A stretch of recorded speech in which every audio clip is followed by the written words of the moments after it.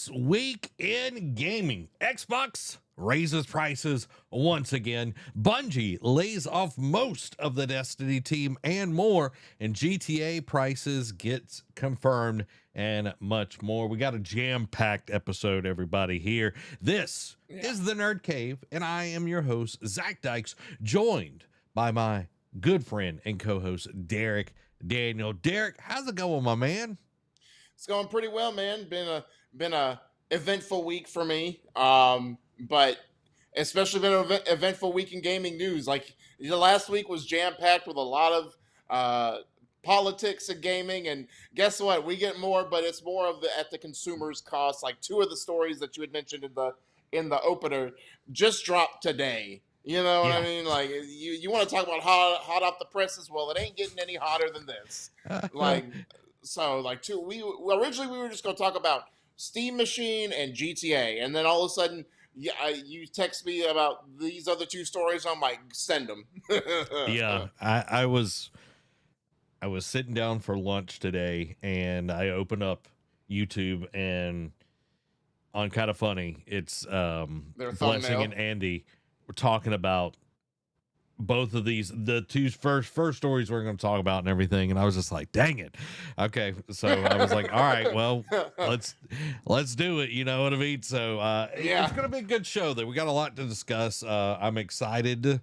I'm glad we're here, glad we're getting to enjoy this, because next week, everybody, just a little heads up, next week, Nerd Cave Newz is going to be usurped, if you will, by Eat Sleep Anime. Yeah. We're going to be doing our quarterly Eat Sleep Anime episode during our normal Nerd Cave Newz time. It worked really well last time, so we're going to take the place of that next week. So we're gonna have a great time talking about all the anime that we've been watching, all the cool stuff that we've been getting into, so you don't want to miss that. I really enjoyed doing it on Thursday last time, so I'm really excited for it. So me too, man. Like I know we were debating like off air last week about should we do it this week, should we do it next week, and you know, Steam Machine came up, I think like it was on a Friday or a Monday, with its prices and whatnot. I'm like, okay, that's one. Then GTA dropped its price on Tuesday, or like they talked about Tuesday or yesterday, like the prices and all the controversy surrounding everything else. And I'm just like, all right, that's going to be two. And I texted you yesterday. I'm like, so what are we doing? He's like, let's do Nerd Cave. I'm like, bet. That's fine with me because, you know, give it another week to digest because, you know, Witchat Atelier just ended this week. Dr. Stone had its final episode of the show today. Wow. So really, you know, emotional. Like this is the last Derek, you know, this is the end of Derek's 9-month calendar run of shows ending. You know, fall was My Hero Academia's, the winter was Golden Kamuy and Fire Force, and now Dr. Stone was this spring. So thankfully I have nothing else ending, at least for the foreseeable future, for the rest of the year. So yeah, Amy and I have watched several shows where it's like, okay, here is most of the first season and we're just waiting for episodes at this point, with the Warrior Princess and the Barbarian King, Demons of the Shadow Realm. Like there's just several where we started Ascendance of a Bookworm, so we're like waiting for the last few episodes or to get dubbed, so we're just kind of like yeah. Sitting on your rocking chair, just waiting. just waiting. Side note, because you know it was yesterday, but happy 9-year anniversary to you and Amy, by the way. Thanks, man. Thanks. So, I appreciate that. I was there in the wedding party, watching you bawl your eyes out while you're trying to give your speech. Yep. Do my vows and everything. And as always, as I say, I know I've said this for many a year. I will continue to say this every year. Amy, just know that I'm praying for you because I know the diva that you have to put up with in your husband. So, you know, see what I put up with, guys. I'm not even going to deny it. I am a little bit of a diva. You know what I mean? I'm a little bit. I don't know about as much as Derek tries to put off, as I'm overzealous and everything, but you know, you gotta have at least a little bit. Exactly. I mean, I know you try to pipe it down a little bit. I try and pipe it up, and there's a middle ground. You know what I mean? There's Yeah. the truth. Yeah. Yeah, exactly. Video Gamer 13 commented Steam machine price is crazy. We're going to be talking all about that tonight. Oh, yeah. And GTA 5 or 6 for $80 is crazy. Yeah. Yeah, we're getting into a cost prohibitive time in video games. Yeah. And It is becoming an expensive hobby. yeah, and it's like you get to this point where it's like I can't even do what I need to do. You know what I mean? Yeah. It's just like, I can't help that. So, but that'll be what we talk about tonight. Let's jump into what you're playing. And Derek already told me he was honest at the very beginning before we went live. Derek hadn't had time to play, and that's totally understandable, y'all. At least there's one true gamer in the Nerd Cave here. One true gamer. I think Amy actually plays more games than both of us at this point. I wouldn't put it past her. She's been hammering that library game pretty well. So for me, I jumped into, since I finished Alan Wake 2 a few weeks ago, I've been like, okay, I need to get back into Death Stranding too. So this past weekend, and I jumped in, I played probably about 4 hours, and I'm like 70 something % through Death Stranding 2 now.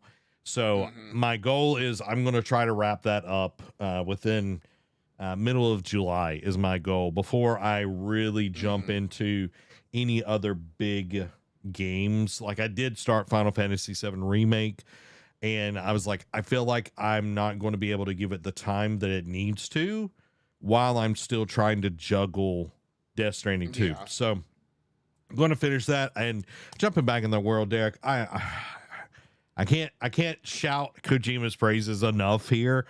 It's an amazing game, y'all. Like, it's so good. Yeah. It's so weird, but it's so good.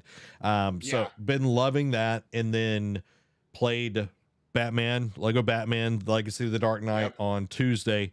Been loving that, dude. All the references, all the little nods, even like they even referenced Home Alone, like the original one. They had like a Home Alone joke in the game and everything. So, and right now I am in the Tim Burton era of Batman from like Return of Batman Returns, where it has the penguin. I just fought the penguin, and the way they're crafting the story, I think, is really good. Like it feels natural, where you start off as the Batman. Matt Reeves is the Batman, as like the beginning of. Well, actually, you start off with like training with the League of Assassins from Batman Begins. Then you go into the Batman. Then you go into Tim Burton's Batman, which I'm fixing to go into the Joker side of things. So really been digging it, dude. And then of course been playing V Rising. Oh yeah. So, I remember you do talk about V Rising a lot. So I'm loving it. And apparently it's on sale right now on Steam for like $15. I'm playing it on my PlayStation Portal, but I'm like, if I buy it on Steam, can I convince people to get it as well, and we play it on stream? Because because you can have multiple people like in a castle and everything, and I'm like, man, if I had people that could like go out and like we're hunting things together, it'd be like so much easier to play, and then we could get like resources a lot faster and like build up this amazing like I've put over 70 hours into V Rising so far. Holy cow. Yeah. that says a lot, because you don't do that for a lot of games. No, and I'm not even like, it's very it's like in that vein of Minecraft, where like this one has more story than Minecraft in my opinion. But I've never been like, Raft was probably the closest, but I've never been just like, oh, go in the world, get resources, build something, and then you get like a little rinse trickle and repeat, of something. do the same thing every day. Yeah. And it's like, at least there's like an upgrade tree and all of this kind of stuff. There's stuff that I'm hunting for and all of that. But yeah, I'm loving V Rising. And if anyone is interested, let me know. Summer Games Fest. I mean, not Summer Games Fest. The Steam Summer Sale is going on right now. And yeah. If y'all want to play some V Rising. Yeah. Going back to Lego Batman. Yeah. Do you think they will add any DLC to this? I know they really didn't talk about that, and I know Lego games used to be really bad with season passes, like adding extra content depending on the game they did, but they really haven't, ever since they've restructured how they want to make a Lego game, they really don't talk about it. But do you think they'll do that to the deep lore? Because I would like to see them touch, like, I know you always talked about the Gotham by Gaslight story, and I just saw the trailer for like the part 1 of Batman Nightfall. Yes, dude, yesterday. It looks so good. It looks so good. So I wonder if they'll, because it's going to be a 3-part movie, if they're going to add stuff from that into it as well. Like that Bane in that trailer looked real vicious. Just saying. So yeah, really intrigued. Like, I haven't watched a DC animated movie in a very long time, so I'm wondering if that'll bring me back to it. Just for kicks and giggles. So it might. Like, it does look really good. I was very, very enthralled with what they were showing on that Nightfall. I would hope so. I don't know if they will. I don't know where it lands at the end of the day, like story wise, and it would be awesome to get, like, they've added a lot of, like, there's literally the pirate Batman outfit that's in there. Like, there's so many like costumes that you get. I just got the samurai Batman outfit and everything, and you got the gray ghost, and like you've got all these things. I would love to see. It would be really cool. I don't know how they would necessarily do it. They do have as a skin that you can buy, it's like $20, which is kind of crazy. So like, well, it's that and the Arkham. So you get Batman Beyond and like the Arkham skins, and then like a few others or whatever. Okay. So it would be awesome to get like a Terry McGinnis storyline in there. I think that would be like, if I was going DLC, I think that would be the easiest way to make money.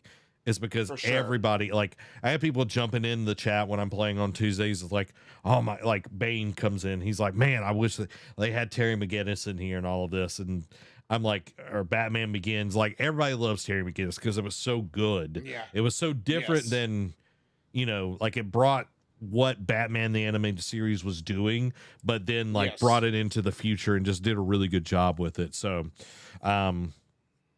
I think there is a potential, but it would have to be not in the main line of like stories, because the way I'm seeing it going is it's going to go through all the movies and maybe some of the big points of the animated series. Arkham games. Oh, okay. Yeah. So like, I feel like we're definitely going to get all the movies. I've played like 6 hours so far into the game, and I know it's like a 15 to 20 hour game. So there's a lot to it. Only time will tell. I just threw that out there because I just wanted to pick your brain, because I know really it's unless it's a live service game or like multiplayer centric game, like DLC isn't really a thing anymore, which is crazy because I remember circa like 2014, 2013, like it was crazy. Like everything was having season passes, DLC, and I mean, it's fine.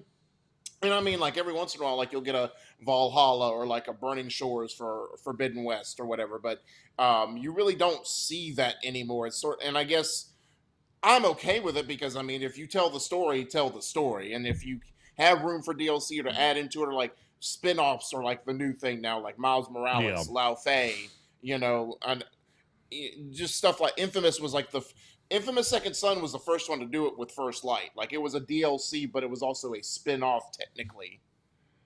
Yeah, I don't know if they will. I really don't. Yeah. they I feel like they did a lot more like character packs than anything. Yeah. There's like maybe some levels. Let's see. Lego Batman looks like they had I some. know Lego Batman 3 had some DLC. Yeah, Man of Steel. Like they had a Man of Steel Mm-hmm. stuff in there. So, and you can apparently get. Joe was telling me this. What's up, Joe? You can get like all the Lego Batman games for like $5 on Steam right now. And Wow. the Arkham trilogy, this is what gets on my nerve, grinds my gears, Derek, is Mm-hmm. they're selling all of the Arkham games are on sale, and then they do a like Arkham bundle, and I'm like, okay, I bet, if I'm lying, I'm dying. I bet that it's going to be just the three main ones, and they're not going to include Origins Arkham in this Origins, bundle. yeah. And of course they did. And guess what? Yeah. I'm just like, you got to be. Origins gets such a bad rap, but it was so good. I know. I mean, Again, it was a twofold thing. It wasn't, even though it had the Arkham name, it wasn't part of the originals because it had a different cast of characters while they were, making Arkham Knight. But also, it was a buggy mess. But I mean, Cyberpunk was also a buggy mess, and people love it now. So it's like, dude, why can't you do the same? And same thing for, well, I wouldn't say a buggy mess. It had a lot of controversial loot boxes, but Battlefront 2 was the same thing. People hated on that all the time, and now people love it. Like, I mean, it had a resurgence at yeah. a random point last year where all of a sudden everyone wanted to stream Battlefront 2. So it's like, why can't we show that same love for Arkham Origins? Better yet, why can't WB give that same love and attention to Arkham Origins? Yeah, I don't know, dude. Like it really gets on my nerves because I absolutely love it. And I played the mess out of Origins. Like Yeah. I don't understand why people were saying it was a buggy mess. Like I didn't have that many bugs in that game at all at launch. So I know a coworker of mine. I know, like, there was a glitch where when you fought Deathstroke, like, obviously you got like a dismantle weapon ability or whatever, and it glitched on his save file and it continued the story, but he didn't get that ability. Well, sucks to suck, I guess. I guess so. If you're good, you don't need it. That's also true. If you're good, you don't need it. You know what I mean? All you need is your fist and a batarang. That's all you need. And explosive gel. And explosive gel, which you do have explosive gel in Lego Batman, which is hilarious. That's cool. And I love you still that. do the bat symbol and everything. So That's even better. But you know what's not good is our first story, because it's time for the gaming discussion this week. Microsoft is raising the price of Xbox consoles by $100 to $150. This is by Andy Robinson over at the VGC. And 3 of our 4 stories we're talking about tonight involve some type of pricing. So strap in. We're going to talk money tonight. Starting August 1st of this year, the cheapest Series X 1 terabyte model without a disk drive will retail for $750, while the disk drive model will retail for $800. The cheapest 512 gigabyte Series S model will now cost $500, with the 1 terabyte costing $600. In a statement, Xbox blamed the price increases on, quote, the current components crisis, blah, blah, blah, blah, blah. We hoped another price increase would not be necessary, and we have spent the last several months working with suppliers on options, the company said. Unfortunately, console storage and memory prices have increased by more than 2.5 times, and we expect another doubling by the fall of 2027. Yikes.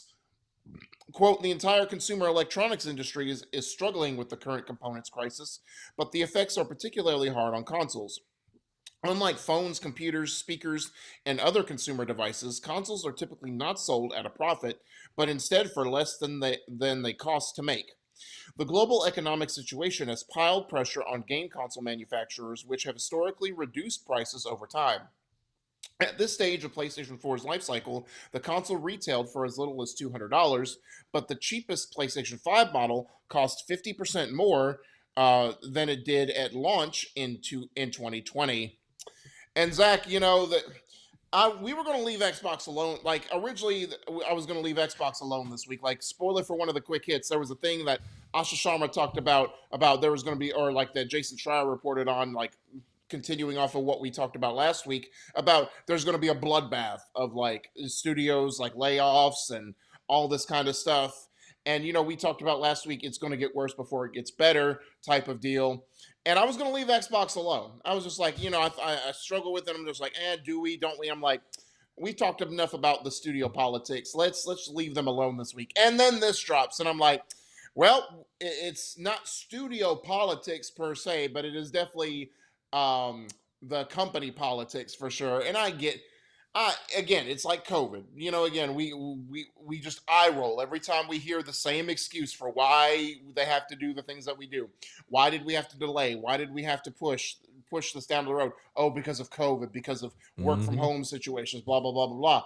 I'm like, okay, whatever. This is, we are at that point, we're like over a year and a half, 2 years into this. I'm like, I'm tired of hearing about this, and here we are, different subject matter, same feeling with, oh, why do we have to keep raising the prices because of the current components crisis? Okay, we're over a year into this. Quit. I get it, and because there is a thing, like spoiling for like when we get the Steam machine, there is a thing in there about, oh, why they have to, you know, pretty much why they had to increase it, like because of what the RAM is being sold for, blah blah blah, and like the whole, like, it's pretty much like a hostage negotiation. It's like take it or leave it type of deal, deal or no deal, essentially.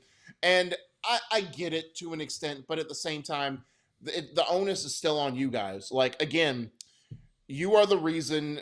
The last time you raised prices was almost a year ago, and that was the straw that broke the camel's back in a lot of retailers like Best Buy, and said, you know what, this is way too overpriced. People are not buying it. We've already been sitting on way too much inventory before you did the second price increase, and now you're doing another, or before you did the previous price increase, you raised it again, and now we're just like, we just see the writing on the wall. We're just going to be sitting on dead inventory. We're getting it out of our system, and now Best Buy looks like the geniuses, because now an Xbox Series X is going to be $800, and like, who's going to buy that crap? You know what I mean? It's I don't know. It just seems like, again, they were building goodwill, right? Like the first 100 days with Asha in office, right? She instantly lowered Game Pass. She got rid of these functions and features, and you know, it was like, all right, let's focus back on making this a great company that is competitive. We're tired of being the bronze champion. We need to go for gold. And it's like, all right, you have this awesome showcase. Like I talked about it ad nauseum 2 weeks ago about, you know, their game showcase, the strongest opener to a showcase in recent history, and like just banger after banger after banger after banger of why you should invest in Xbox. And then all these layoffs. You talk about Double Fine, you talk about Ninja Theory, you talk about Compulsion, all in risk of being closed, or at the very least being spun off, like pretty much kicked out of house. Like, we put you in the pool house, you ain't going to be part of the family, but we'll at least let you live in the yard. You know what I mean? And it was just a bad taste in your mouth. And now now the sour cherry on top is, oh, by the way, we're now going to increase console prices again. Yeah, at this point, it just feels like we're in a place, it's just going to get worse, and it's going to be a while before it gets better. And yeah, like we're at this interesting intersection of the bubble is bursting. Yep. And I highly suggest y'all going to watch this video. This is by Mug Thief. I'm putting it in the chat. He breaks down like the game industry. Like, he does it like once a quarter and everything, that the game industry is broken, and like goes through a lot of, it was really good. I highly suggest watching it. Also Jason Schreier's video on how we got here with Xbox and all of that. He also did one on Bungie. I digress.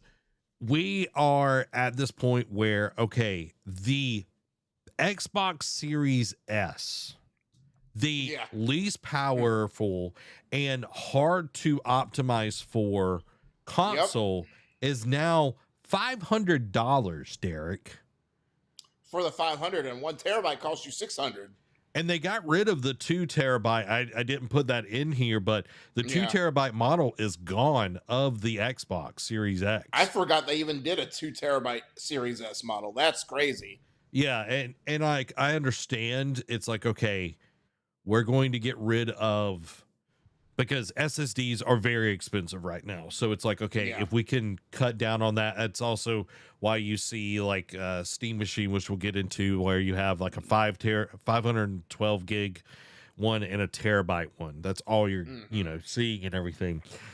But when the Series S is $500 just starting, man, that is a kick in the teeth. And now with the Xbox Series X going to $800, and again, you don't really need the disk drive at this point. In like, I don't know. When it only saves you $50 at the same time, you know what I mean? When it saves you $50, but like, I don't know many games that are actually printing on disk at this point. You know what I mean? Like, it is very we know few. one that we'll get into at the end of the show that won't be printing a disc, but I digress. And it's like not many, like, and that's a cost that they can save. It's like, okay, we're going to just do digital codes. You can get a plastic case, you know, and that does help, like, does hinder the resale value and all of that. But you look at this and it's like, okay, we have now increased the price. It's going to potentially go up again. We're working on Project Helix. Project Helix does not need to come out until 2030 at the earliest. Well, and supposedly, like, I think I have it in the quick hits, is supposedly there's an analyst out there that says the RAM crisis will continue into 2027, but by the end of 27 into early 28, it should be on the up and up. Like, in other words, we might see light at the end of the tunnel, and it might get back to whatever type of normalcy we would consider. But that's a long way from now. Yeah. But when you look at this, Derek, and we have GTA, which we're going to get into a lot of GTA news at the back end of the show. So if y'all are here for GTA news, then you're definitely going to be getting fed tonight. GTA is going to push sales. Okay.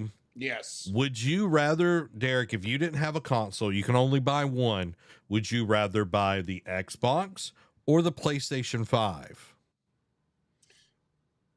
I forget what the PlayStation 5 is retailing for, but I mean, I get a PlayStation 5 because not only is it going to be super optimized, like I know I'm not buying GTA 6, but just for argument's sake, if I were to get GTA 6, not only is it better optimized for the PlayStation, it's easier to get a PlayStation. Like, you can walk into almost any store and buy a PlayStation, where, so, like I said earlier, a lot of retail stores took a stand after the price increase from last fall for Xbox and was like, it's already dead inventory. It's going to make it even deader. Let's just get it out of our stores.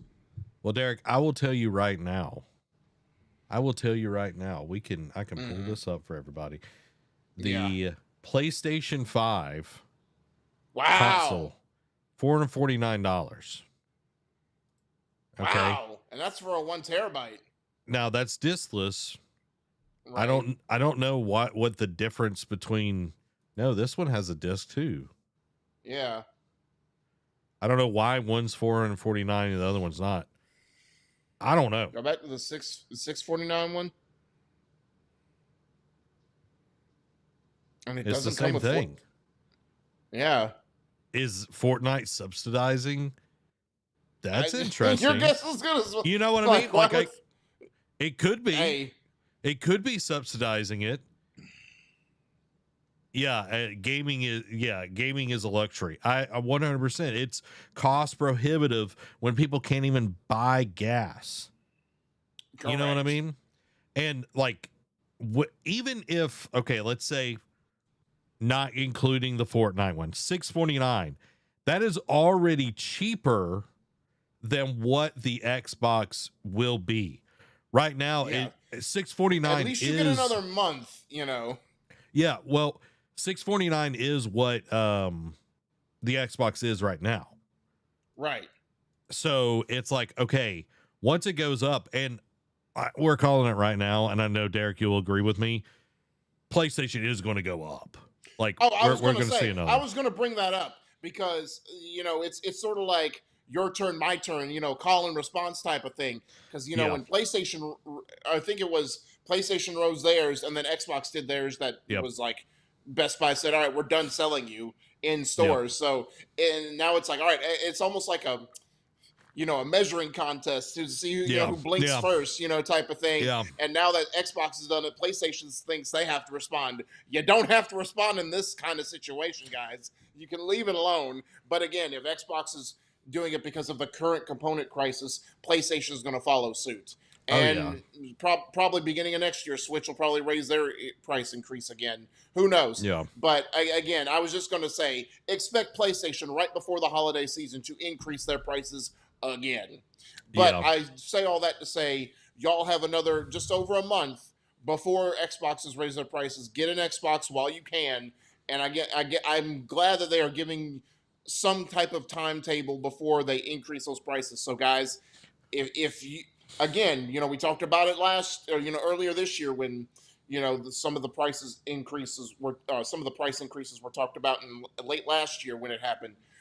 When these happen and they give you a timetable, again, going into I know it's June 25th and this goes into effect August 1st. Start budgeting, figure it out. Like, again, if, your kids want an Xbox for Christmas, have they been talking about it all year? Buy one now, hide it in the attic, hide it somewhere where they won't, so they won't ruin their Christmas surprise early. But get it now while it's cheaper, because once it gets to $800, the more it keeps going up for any of these consoles, the harder it's going to be to budget and get, because we know, like, even before all this component crisis, the rise of groceries and all this kind of stuff, it was always hard to get everything on the kids' Christmas list or just get everything on anybody's Christmas list. But now that prices are going up everywhere, it's getting even harder. So budget appropriately is all I can say. Yeah. Well, and I'll get into that, but let me show you this. Joe puts a good one out here. I should try to get one with the payment plan ASAP or secondhand. Yeah. And it goes back to what I was talking about last week. Getting something secondhand, like, is not like, I know a lot of people look down on that, but dude, look at this. Look at this. $175 for a PlayStation 5 Slim. Wow. Yeah. Excellent condition Sony PlayStation 5. This gaming system has you get two DualSense wireless controllers. That's crazy. That would be you would get less than that in trade value at GameStop. Yeah. And again, 329, 350, 400, 250. It just has the covers off there. 200, 380, 550. That's still cheaper than the other. 350, 324. Let's look up Xbox Series X's. We did this last week. 350, 300, $100. That looks like it's sort of like, it's like, oh, we're going to charge $800, and it literally says in the disclaimer, this is just a piece of paper, and someone got mad because they bought just a piece of paper. It's like, it said it in the disclaimer. Yeah, I would again, you got to watch out for the fake ones and everything. Yeah. But I would, anytime I buy something, I got to go check and make sure it works, it runs, all of that. But yeah, like, if you can, don't fall for the scam of like, oh, I got a PS5 for you, and it's just a PS3 and a PS2 taped together. Don't fall for that. Yeah, don't fall for that. But I didn't put this on there, but you brought up a really interesting thought, Derek, and this is something that is being talked about. There might not be enough consoles for Christmas to meet demand. That's even worse. Like, not only is it going to be outside of most people's budgets, but if you do budget and save up enough, you might not get one. What timeline are we living in? We're living in the AI slop timeline. Something. And this is of course going to be pushed by GTA 6, everybody. Like, just know that. Yeah. I just want to read just this right here. We've been informed that because of the ongoing issues around hardware component availability, we won't be getting the units we want ahead of GTA, the senior games buyer, speaking without his employer's permission, told the publication.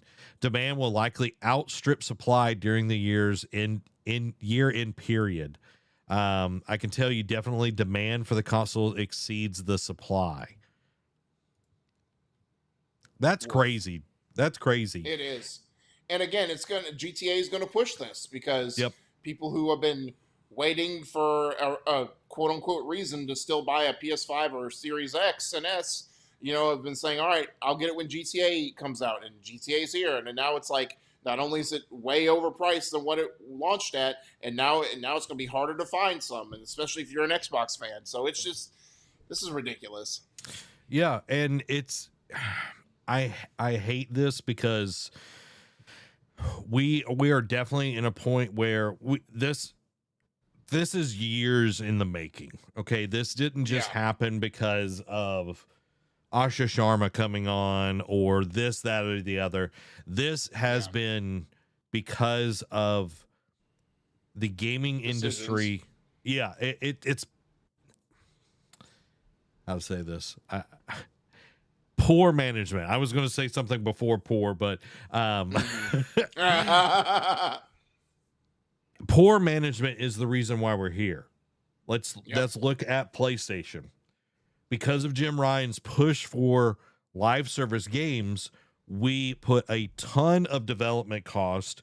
60% of all development for the last 5-ish years was focused on live service games. Yep. And when just to get a game out the door that is big is at least $300 million for that big of a game. And you're like, oh my God, it takes so much money. It takes so much time to get these games out. And it's like, yeah, because we're pushing this agenda because we got to make crazy exponential growth every time. And we got to hit 30% profit margins with every game that comes out, and if you're Xbox. Well, Derek, what's funny is we reported on it last week that they had like a 3%, whatever. It was essentially profit margin, which is 30%. Wow. Yeah. So it's still not good enough. Yeah, and it's like, oh, we're still making money. We're still making money. We want more. We want more, and we want it faster. We want it like, it's like, oh, we got to start pumping out, we got to start pumping out more of Elder Scrolls. We got to pump out more of Fallout. We got to pump out more Halo and Gears. And it's like, okay, it took Devil May Cry 5 like several years to make crazy amounts of money. Like we reported on it last week. And you look at the ones that are actually doing well right now, it's Capcom. Mm-hmm. Exactly. Capcom's doing really well right now. They are spearheading in terms of third party. And guess what? They're not making any of live service games. Yeah. They're AI focused slop. They're focused solely on making first-person story-based games.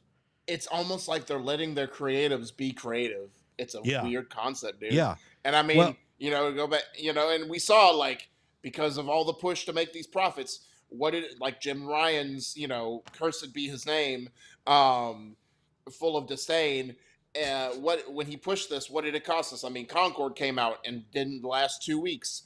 It cost us Blue Point Studios. It cost us, like, Naughty Dog to take a step back. Like, it did so much irreparable damage to PlayStation, the brand, and the PlayStation Studios and we're gonna eventually. I mean, we'll get into it here in just a minute.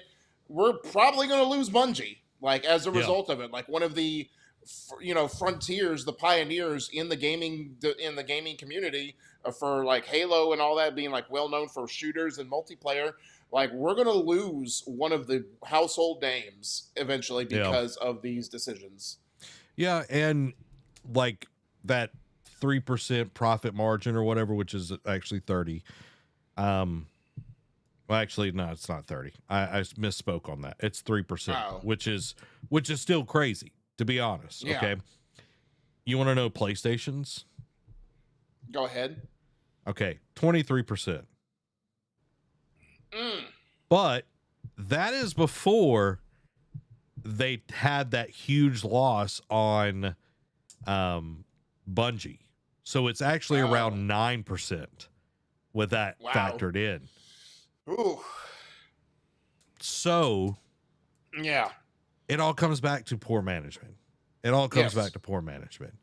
And that's the sad thing, because when you have good management in there and they challenge people that don't know their butt from a hole in the ground, like my grandfather would say, yeah, you get threatened. Like Shuhei Yoshida got threatened by Jim Ryan. And it's like, without people like Shuhei Yoshida, God of War 2018 wouldn't have happened. Nope. It would not be the same Ragnarok. game. Yeah. Definitely would not have gotten Lao Fei. No. And it's like, you have to have people in there to, it's essentially like the only way to make a diamond is because of pressure. You've got the resources, you got the coal, and you got the pressure. That's what Shuhei and good managers do, is they put the pressure on the creatives in a good way, not to churn out this, that, and the other, but in a good way. And then you get a diamond. You get something that does well. Yep. Spider-Man 1 did really well sales wise. Yep. And I mean, Spider-Man 2 was good, but it can't make up for that $300 million budget.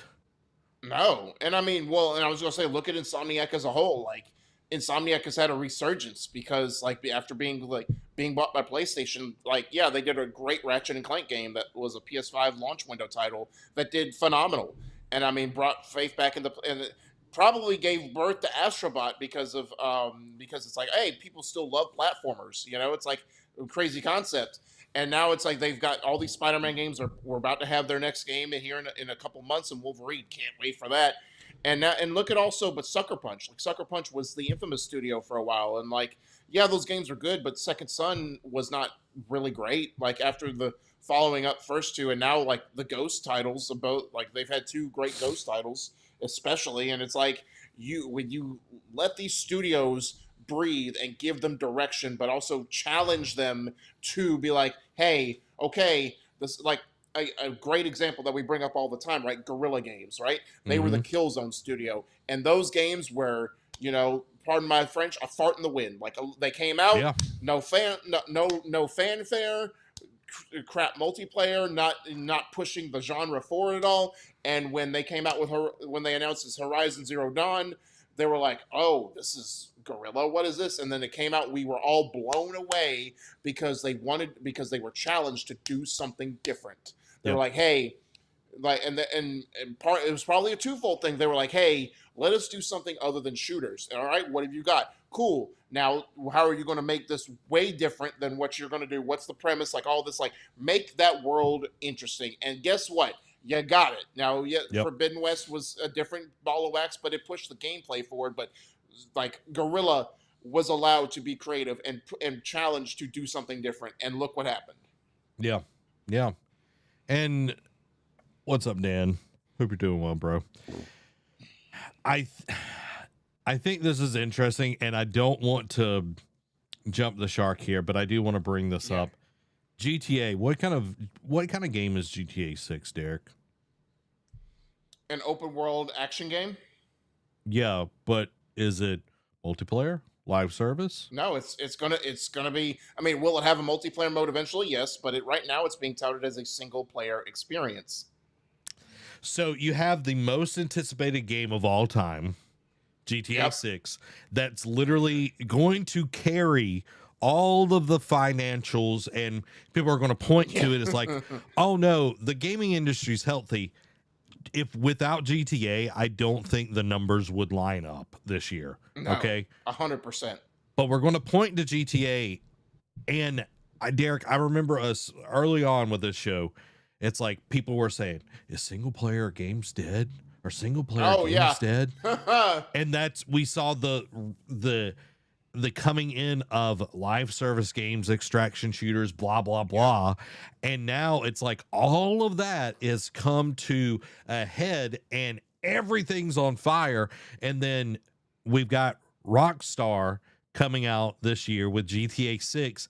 And Derek, I don't know if you've seen this or not, but PlayStation's app literally has put a GTA 6 kind of style for their app. Yeah, like the cover, like the color scheme. Yeah, they are, as Andy Cortez said today, they're glazing pretty hard. Oh, for sure. And rightfully so, because Rockstar and PlayStation have been always great partners. So it's like PlayStation is going to push the mess out of GTA. Yeah, but they also have a game that's coming out in September, Derek. PlayStation does. Wolverine. Yeah. Why don't they have this as blue and black? They'll give it its time, but they know GTA is going to make them billions. They will, but it's not going to be like they're not going to change the app's color for it. No. But they know what's going to sell. They know Wolverine will sell, but it's not going to sell compared to GTA. No, definitely not. But I just thought it was very interesting that PlayStation changed their app. It's already in June of 5 months away from when GTA is launching. Well, and today pre-orders go live, which we're going to talk about. That's also, we're going to talk about all of that here in just a little bit. I hope everyone's doing well. But yeah, we're in a very, very weird time. Again, I suggest everybody to go watch Mug Thief's video. I'm putting it in the chat right now.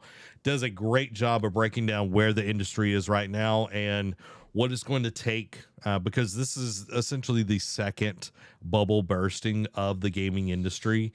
And he did a really, really good job of breaking all of that down. So I think everybody should go check that out.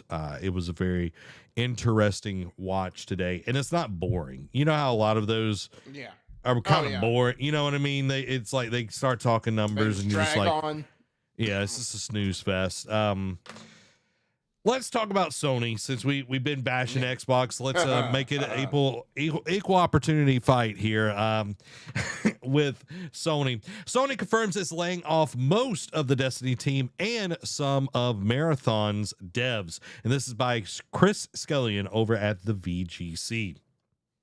The news was broken by the Destiny 2 studio in a statement on Twitter saying, quote, "With great sadness, we are announcing a reduction in force as we reorganize Bungie."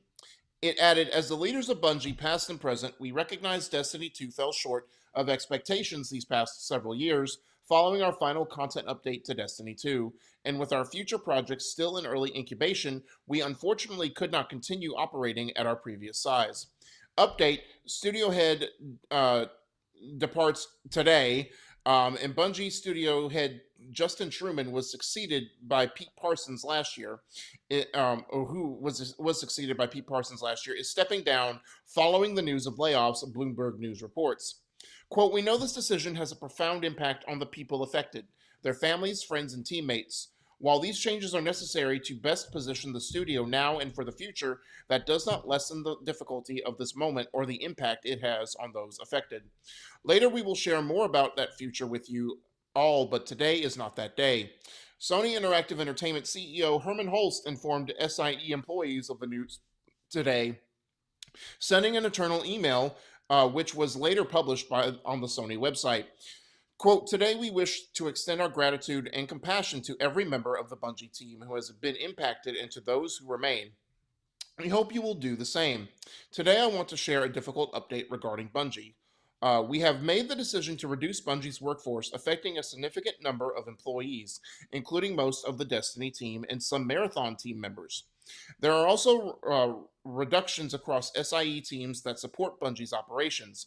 Those impacted at Bungie and within SIE are being informed today. Our immediate priority is supporting affected employees through this transition.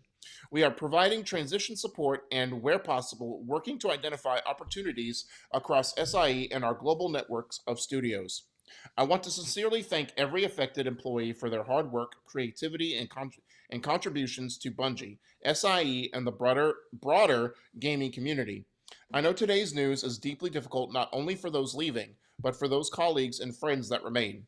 Please take the time you need to process this news and support one another. Thank you for your resilience and continued support during this difficult time. And I'm just gonna start off by saying, I know he tried to, do the high road type of thing and, like, make it seem like solidarity, we're all in this together type of thing. That was the most lame. I know Herman is probably like a sincere person. Not trying to lessen him like in his ideology, but this statement just rung hollow for me because it's like, oh, we're deeply blah blah blah, like all this. I'm like, dude, people got laid off. Like, again, I get it. It sucks. It's the business that we live in. It's the unfortunate negative side we have to deal with in this hobby that we love, that we call gaming. At the same time, don't make it seem like it's not as or it's less than what it is. Like, don't just try and belittle it like it's, oh, well, we did make profit, cool, or just don't make it seem like you lost some documents in a fire, type of thing. These are people who are affected. Yeah, So, and yeah, go ahead. it's difficult, Yeah. and like I think at this point, like I want to say the last count was like 800. I think they're down to like 400 employees at this point, and I know that's Oof. still a huge studio. Oh Don't yeah. get me wrong, but when you are literally letting go an entire team that's worked on the game that literally was the reason you bought them, you Yep. know, and now it's like, okay, we have This was Marathon supposed to out be your there. spearhead for this, to guide you into this live service era that Jim Ryan had grand visions of. Yeah, and now we are looking at Bungie literally collapsing in on itself. Yep. And it's sad because Bungie, like you said earlier, Bungie has been kind of the spearhead of what like first person shooters have, were. Yeah. And then like I know with Destiny 2 it wasn't necessarily for me. I thought the story at the end kind of foo-fooed me a little bit. And then but it was still fun. Like at the very beginning, I didn't, there were Yeah. still people playing and all of that. But to get to this point where, okay, it goes back to that management thing. Were we managing this team? Were we managing Bungie well? And Yeah. it kept being like, oh, we need to go in there. We need to, okay, they're laying off people. It's like as soon as like you're having to lay off people, you should be looking at the managers, Yep. because there's a point in time where people get moved up into management and then they're ineffective because they stop being good at their job. They get moved out of the job Correct. that they're actually good at and being put into management, and then they stop being effective. And we are at this point that we are losing so much talent, and who wants to be a game developer and have to worry every day, am I about to go on Twitter or Blue Sky or Yeah. wherever it may be, or IGN, or I get a text from a friend like, hey, did you lose your job today? Like, Yeah. I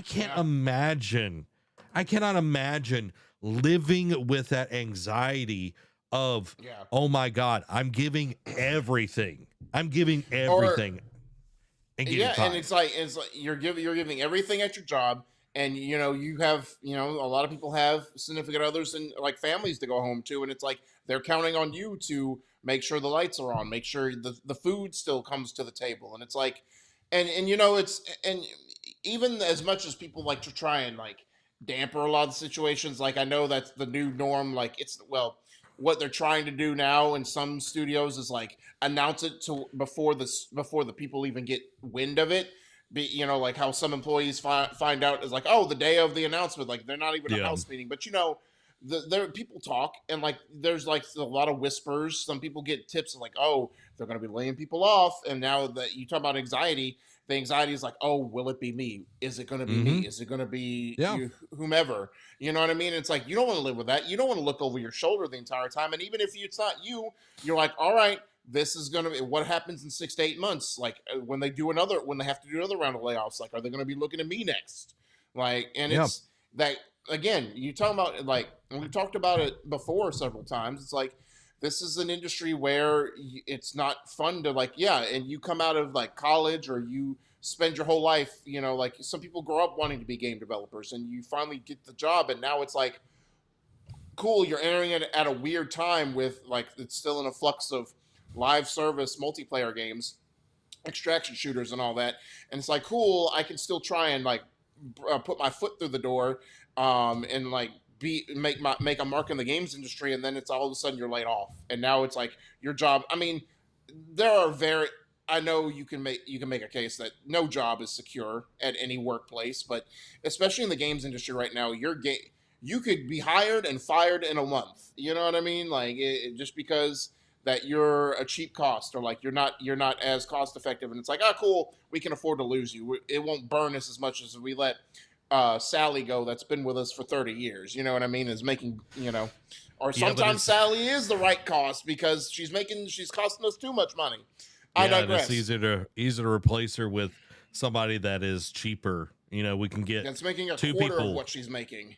Yeah, we can get two people for the price of one. And then you're like, oh, why is it taking so long to make games? And it's like, oh, well, you have to bring somebody in. You got to teach them the tools. Even if they've used the same engine that you've used, every place that you work with has very weird little tweaks. Oh, well, yeah, when you're in here, you need to make sure you change this. We use this code here. Yeah. We do this, that, and the other. And it's like you have the people that are just trying to get their job done, having to train new people if they do hire any new people. And it's like, it's just putting new people onto a project doesn't speed it up. It usually actually slows it down. You need to start a project with a lot of people for it to go fast. So and again, this affects Bungie. It does affect some SIE employees as well that were over the like Bungie side of things, like their communication between the two and all of that. And Michael brings up a pretty interesting point. It'll be interesting to see what the Sony CEO's bonus is next year. For sure. But I also like not to foo-foo that Sony doesn't really share that kind of information. So and really none of the first parties really share that. It's normally third parties that share that information. Yeah. So, but it's regard like that is a blanket over the entire industry, because it will be interesting to see all these studios, like the North remembers type of deal. It's when you lay off, and it's like, oh, we made record breaking profits, and I can buy a 10th vacation home. It's like, I guess you really didn't need to lay off all those employees now, did you? You? Yeah. And again, goes back to the managers. They're not the ones that get canned. It's the people below them. It's the people where the trickle down effect only works when people are getting fired. Yeah. And Dan brings up a good point too. It's also a signal to those that remain to start looking for other work. Yeah. And I mean, this is why more and more places are fighting to unionize. And I mean, again, we've talked about how we don't really think unions mean as much as what they did back in the day. But again, you like the premise of fighting to keep rights in your workplace should still be had. You know what I mean? Like, and however you have to go about that, do it. Because as we're seeing more and more, it feels like we talk about it every week, but we definitely talk about it every month. Some type of layoff, some type of crazy, insane reasons why they had to lay off. Some of them because of current market conditions. Like, okay, we know that you just don't want to take money out your own pocket to make sure they stay here. Heaven forbid you sacrifice a couple million out of your $1 billion revenue. Yeah. Again, I'm going to call it right now. It's going to get way worse, everybody. unfortunately. And I don't like, I know, like I make jokes about predicting things and all of this. Yeah. I hate to be like, it's not even really, it doesn't even feel like a prediction. It feels pretty like a layup. It's going to get way Yeah. worse before it gets better. And I'm talking about way worse, because we have seen all of these investors come into the gaming sphere thinking that this is the way to make easy money. It's, they get sold a bill of goods where it's like, oh, we're making a live service game. You've heard of Fortnite. Oh, I've heard of Fortnite. It's making so much money. I wish I would have got in on the ground floor, or blah, blah, blah, blah. So they've been sold this, and now it's like, okay, things aren't making money. For them to make money, they have to downsize stuff. And you're going to see a lot of investors pull out, which means less money is going to be going to developers. So there's going to be more closings. There's going to be more layoffs. And it's going to be not great. Okay. No. And I feel like talent is going to be very scarce. And we're going to get back to a time where there's not as many games, like AAA games, like big games coming out. And we've talked about it a lot. It's like, maybe we need AA to becoming a thing again. Yeah. I wouldn't say Clair Obscur is a AA game, but it's like you have that small of a team. You know what I mean? It's a huge experience, but it's like having a smaller team that can make something that is that good. Like, that's impressive. Like, it's going to get bad, y'all. Okay. Y'all just buckle up, because it's not only gaming, it's movies, it's television. Like all of the entertainment side of things, they see it as a money-making venture, not art. And that's the problem. The nice thing is, and I agree with Joe, indie games are the future. Like, you're going to see more people doing their own thing. They're going to start their own studios. We kind of saw this for a while in different places. You're going to see that more of that. They're going to be smaller games. They're going to be very interesting. And from the industry side, we're going to see a lot of IPs that have stood the test of time, and they're going to get milked like Star Wars and Marvel. Yep. And here, and again, everything's cyclical. We say, oh, we're going to not repeat the past. And guess what? We're repeating a lot of things. Maybe not everything, but a lot of things that we said we were never going to do again. And yes, indie games are going to be the way of going to be the future, and more people are going to form these smaller studios. But what's going to happen eventually is when these indie studios that are like really pushing, like, let's just say, for the sake of argument, Compulsion, Ninja Theory, and Double Fine all get closed by Microsoft, or just like are not part of Microsoft Studios anymore. And let's just say they whittle down more and more studios over time to where it's just like Halo, Gears, and Forza, and then whomever else. Let's just say they whittle down to 3 or 4 studios. Guess what's going to happen again? The acquisition wars, where they're going to see these talented indie studios and be like, hey, y'all do some great work. Y'all have some talented people. How about we buy you, and we give you budget to make bigger and better games, and then we're going to be all through the same thing again. So it's not going to be indie games of the future. It can't just be indie games that are going to be the future. It's got to be make indie and stay indie. Do not, like partnerships, it's like, oh, like, your next game, we want it to be day one on Game Pass type of deal. Like, that's fine. Do not agree to be bought. And I'm hoping that seeing these scares and seeing that, like the studio that made Concord, that I think it's Firesprite or Firewalk, one of the two, got closed. And now, like, Bungie's a big studio, but like Compulsion started off as a small studio. Double Fine, small creative studio. And now they see they got the big budget money. They hired a lot of people to make bigger budget games, and now they're seeing they're on the chopping block, or at the very least in trouble of having to lose a ton of people and hollow out their teams. Do not learn this lesson. Do not let big studios buy you. You can partner with AA, like even Tencent. Don't let a big corporation buy you. Like if Yep. you're going to do this, if this indie surge and this indie renaissance is going to happen, you cannot give in to big corporate. Like yes, we all want to make the best creative games and the best ideas and make our games look the best they can as possible and do what we all want to envision that the game wants to be, and that takes money. I get that, but don't cut your nose off to spite your face. Do not sacrifice your soul just to justify the means.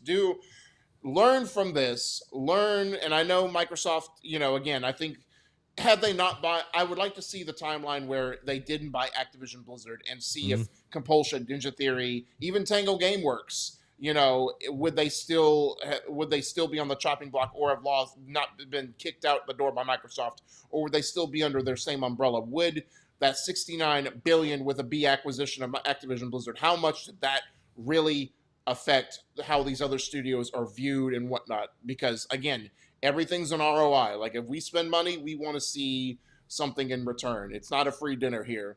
So again, people who go indie, or if you're thinking about starting your own indie studio, learn from this. Do not sell to big corporate.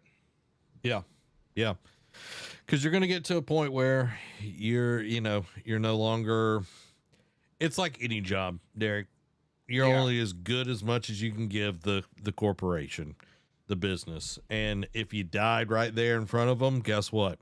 They'd fill your spot as soon as they possibly can. Yep. They're not going to be replaced tomorrow. Yeah, they're not going to just like, well, we can never have another video editor. We'll never hire another. They replaced Michael Jordan. Coder. Yeah, they replaced Michael Jordan. Yep. When he retired. The greatest of all time. Yeah, they didn't say, we can't have another shooting guard. No, they replaced Michael Jordan. They've replaced LeBron. They've replaced Kobe. They've replaced Shaq. Okay? Mm-hmm. That's just how it works, y'all. They replaced Tom Brady. Yeah. Dan has a good one. We'll move on. Strong men create good times. Good times create weak men. Weak men create bad times. And bad times create strong men.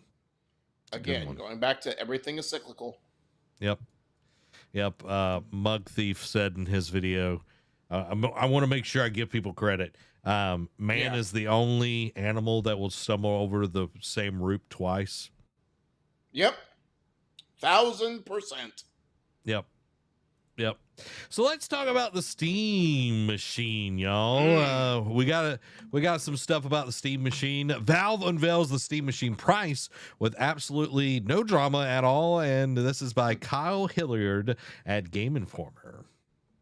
Valve has finally unveiled pricing for its Steam Machine models, and they range from $1,050 to $1,428.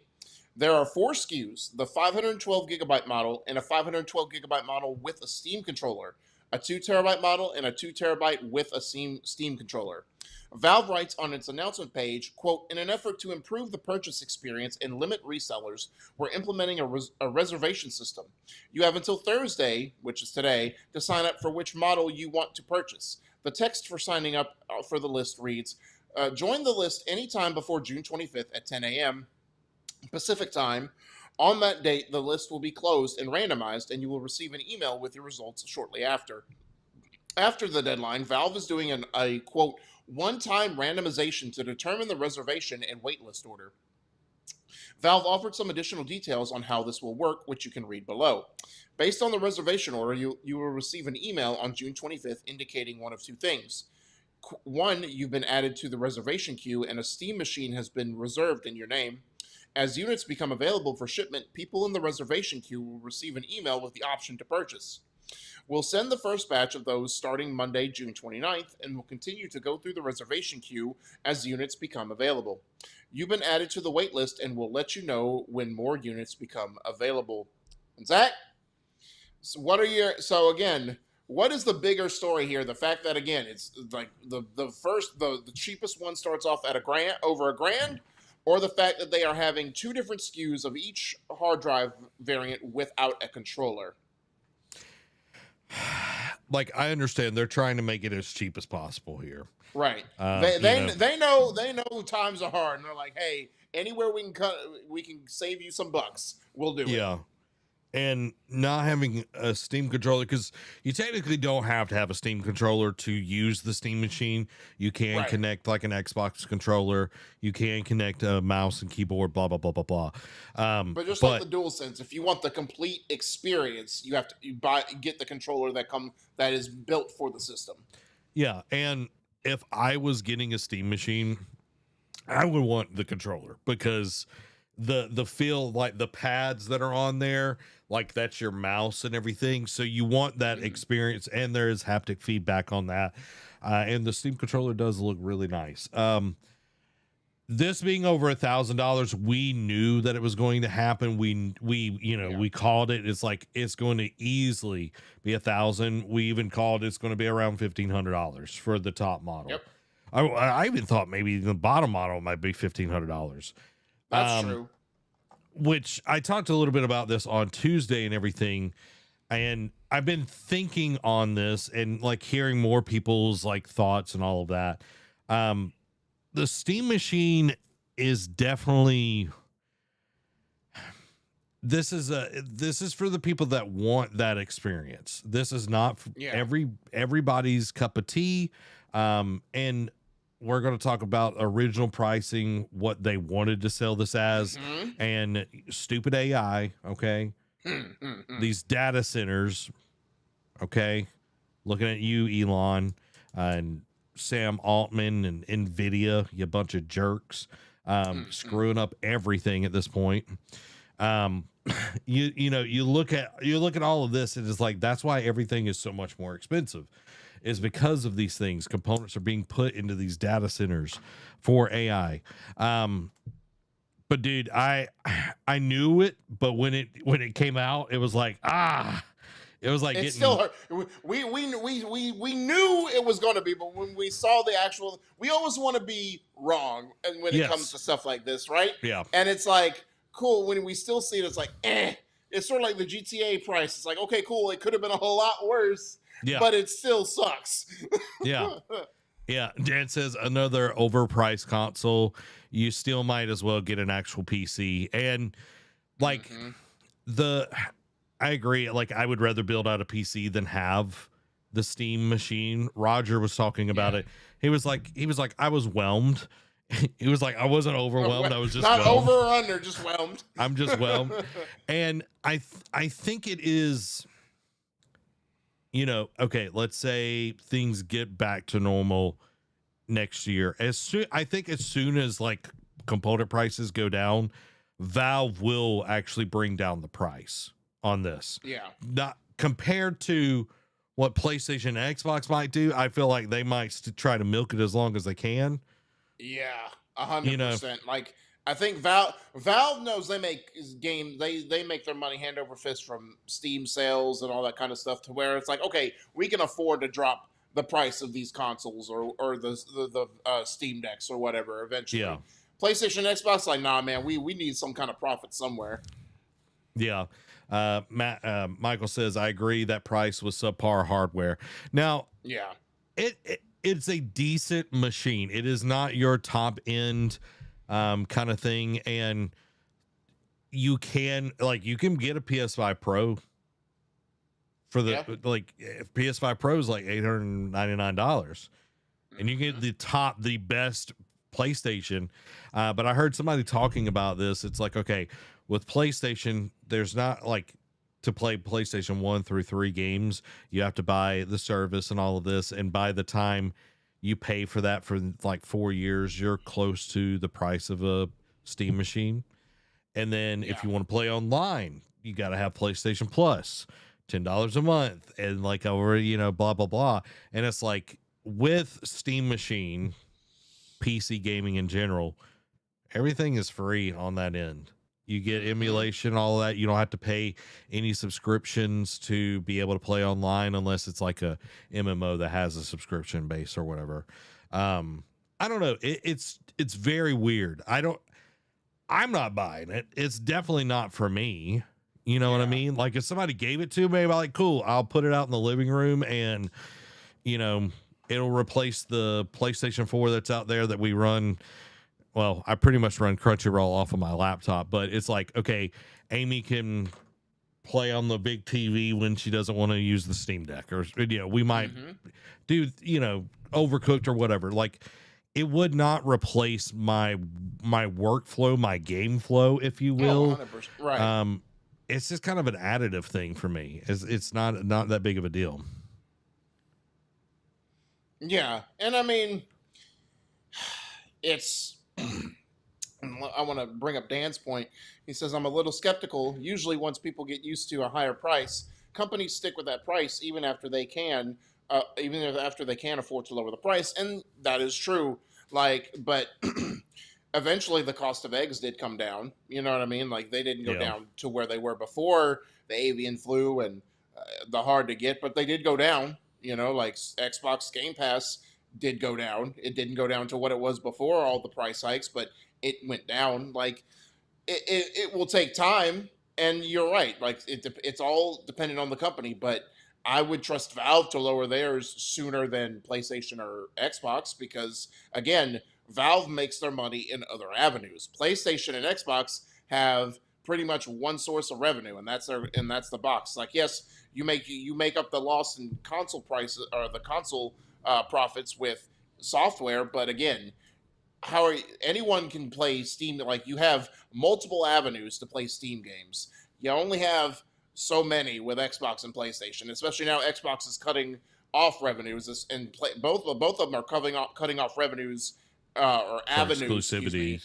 Yeah, for exclusivity and where you can play those games now. Like, a year or two ago, you had multiple options of where you can play PlayStation games and where you can play Xbox games. Now in the big 2026, not so much. Yeah. Well, and even with, like, you don't even have to have like a Steam Deck or whatever. Like, you could have a ROG. There's even like some Android devices that are coming out that are cheaper and definitely like more smaller form factor that can play some stuff off of Steam and everything that actually looks pretty good. So there are a lot more options on that end compared to, like, there are a lot more competitors to Steam out there than they are like you know what I mean, like hardware wise compared to, like, PlayStation's at the top of the world, y'all. Okay, like even with this old Bungie thing, they're still number one right now. But I think Derek, Nintendo might come and knock them off if they keep up this tomfoolery. Yeah, they might. I mean, dude, Nintendo, don't you falter. Nintendo will do Nintendo things, though, to be true, fair. they will do Nintendo things, but they just stay consistent. You know what I mean? Like, they're weird. Yeah. They do their own thing, but they stay consistent, and they didn't fall it. And they didn't fall into the live service trap that both the other two did. Yeah. You know, they may have fallen into the DLC trap in the era of the Wii U, but that was just trying to make some type of sales on the Wii U. Yeah. Well, and it's like, compared to like Xbox and PlayStation, and I think Steam needs to be doing this as well. Nintendo is actually like getting younger, fresh talent that actually cares and is passionate about their IP to make those games. Yeah. Unlike PlayStation and Xbox and Steam, where you have Half-Life, like we did get Alex, but Half-Life 3 has just become a joke, and it's like, we're never getting that. It's like, get a team that is excited about that, make the game, you'll make GTA money for it. You know what I mean? We'll get Winds of Winter before we get Half-Life 3 at this point. Pretty much. Speaking of the Steam Machine, price was originally meant to be about $750, and this is by Jacqueline Thomas over at IGN. When I got a chance to sit down with Valve engineers Pierre-Luc Griffet and Yazan Adalhayat last week to talk about the Steam Machine, I asked them what the Steam Machine would have cost before the current memory market. And while neither of them would give me a hard number, I was told that it was, quote, probably similar to the price increase that the Steam Deck experienced last month. Some quick napkin math pins the Steam Deck price increase at around 35 to 36% above the hardware's original $550 asking price, resulting in the new price of $790. if you do the same math for the hypothetical, excuse me, for the hypothetical 750 pre-ramflation Steam machine, that would make the final $1,050 price point at about 33% more expensive. And again, man, like we've seen all the companies do price increase on their hardware, right? Nintendo even had to give in eventually and do their price increase. And then we saw the Steam Deck, but the Steam Deck was the most egregious because it was $300. And again, if the math was correct, like I know they wouldn't give a hard number because guess what?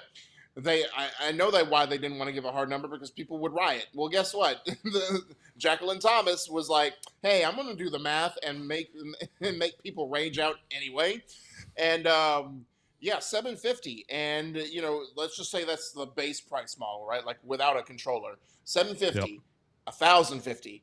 $300 increase, which was exactly on par with the Steam Deck. And I know that that's the same thing she talks about with percentages, but just thinking about in dollar amounts, it's like a $300 increase before the pre-ramflation memory loss. Like that is insane. Like, could you imagine? And I know, and we'll get into it. The next article is talking about why they are pretty much bending the knee to buying the RAMs at the prices that they do. But can you imagine if Valve had the cojones to undercut PlayStation and Xbox, especially today, since Xbox said they're raising prices again, and being like, "Hey, PS5 Pro, $900. You can get one. You can get our Steam machine for as cheap as $750." That would have been insane. Like, yep. Now, would it have been the same power wise? Would it have been the same tit for tat? Not really, but it would have been a talking point. People would have talked for at least a couple of weeks about the fact that Steam's coming out and just be like, "Hey, we are coming in hot. We are going to be serious about being consoles. We're not just going to be content being PC makers, like PC game makers. We are saying, hey, we are serious about this. We want to be a major player in the console market. Here you go." And again, I get it. Ramflation, I get it. But what if, Zach? Just like the Disney Plus TV show. What if there was a world where they did choose to release it at 750? It would be insane. Yeah, I like it. One, they would. Yes, they could. We were going to talk about subsidizing and all that here in a minute. They could have went that route, but if they did, Derek, they'd be making so much money. Like they're going to make money. They would. But they'd make so much money. People would be crazy about it and everything. Gabe Newell will buy another 5 yachts. Yeah, exactly. I want we're gonna hit the two comments that just came in from Dan and Michael, but I want to read this next one real quick since it's short. That deals with RAM stuff.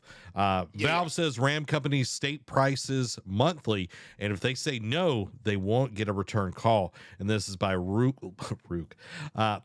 Riley at IGN. In a new interview, Valve has conceded it has no bargaining power when it comes to buying memory from the limited number of companies that produce it at scale and control the bulk of the market. The company explained that doing anything other than agreeing to the price offered would see Valve cut off entirely.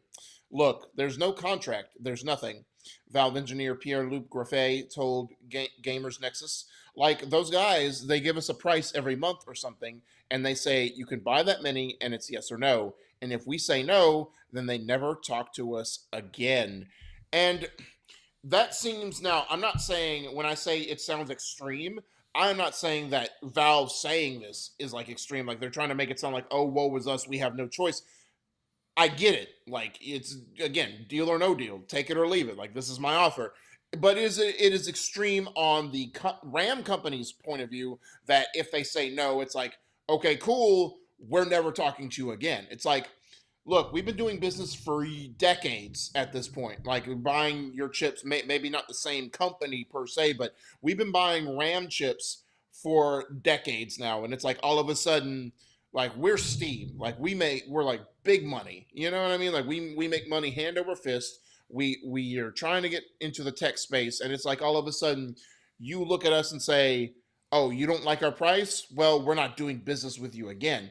It seems a little, it seems way over the top. And it's like, I get it. With all these, like all these companies that buy the RAM chips are at these companies' mercy. I get it. But now you're smelling yourself a little too much to basically look at Gabe Newell and say, like, I know it's not Gabe who does the negotiations type of a deal, but for argument's sake, you look at Gabe Newell essentially and say, we don't want to do business with you again. Who are you?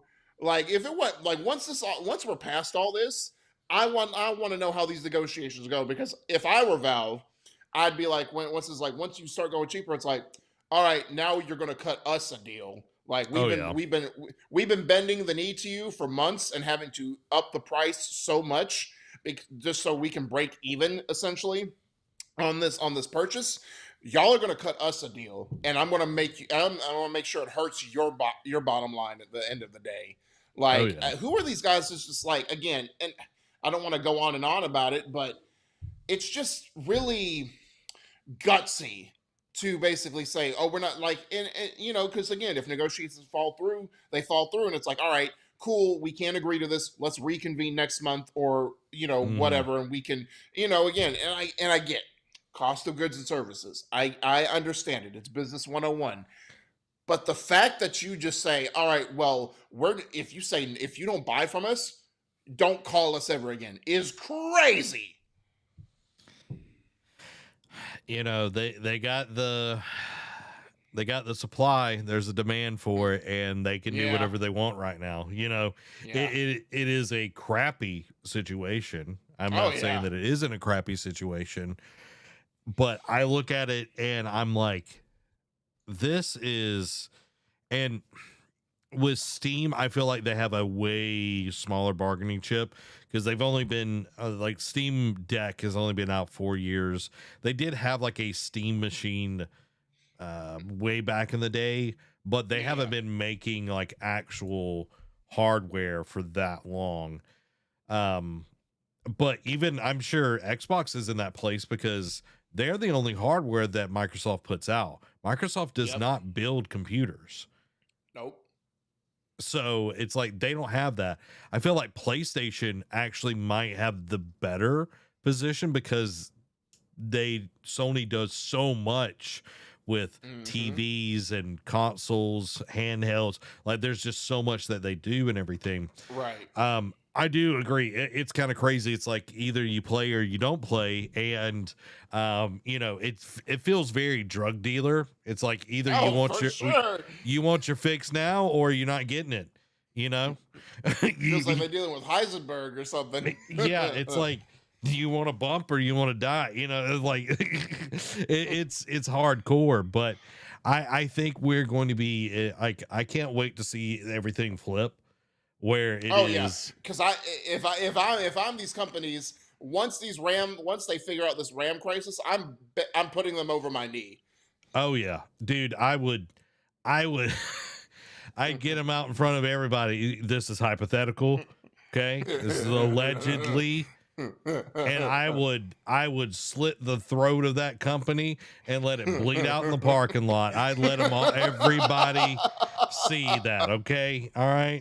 I would make an example of it. But that goes to Michael's point. Pull this up. Will be interesting to see what happens to memory once the AI bubble bursts or at least shrinks a little. Will companies start selling high quality RAM at discounts to recoup?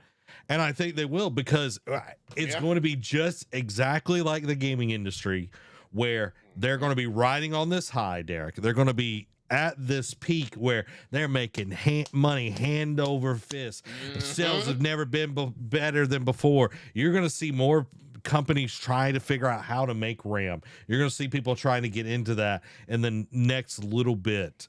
And then you're going to see the bubble burst, because either like, I don't know if AI will necessarily ever go completely away. Okay. Right. I think long term it will not be touted as big as it is. I don't think it will be. It will not be just like, I'm trying to think of it won't go the way of like the Furby, okay, or True, where Beanie it's just a Babies. fad. Yeah, I feel like it is something that it'll be more like a Stanley Cup. It's like it's useful enough, but everybody's Yeah. not going out and beating each other up to get a Stanley Cup at Target anymore. Yeah. You know what I mean? It's like, okay, we still need RAM, but we don't need it in that bulk. And it's like, Nope. okay, now you're on my terms. Okay, you've got the supply and demand. Your supply is really up, and the demand is really down. It's time to gut you like a pig. All right, squeal for me, squeal for me, piggy. Oh man, like they would hate to see me coming. Okay, I just tell you, they'd hate to see me coming. I'd have all the belts. Oh yeah. I'd be like that. I don't know which movie, but Kung Fu Panda, where like the guys like swinging the chains around like in the green mist. I'd be that person coming at him. You just hear glass break. Coming in on that ATV. It'd be like, oh, Mr. Dykes. We're like, what? What? Anytime they go, what? We're talking about Stone Cold Steve Austin. If y'all don't know, go educate yourself. Dan said something as well. I've been seeing many posts on social media that many places in my local area are going to, or at least consider banning AI data centers.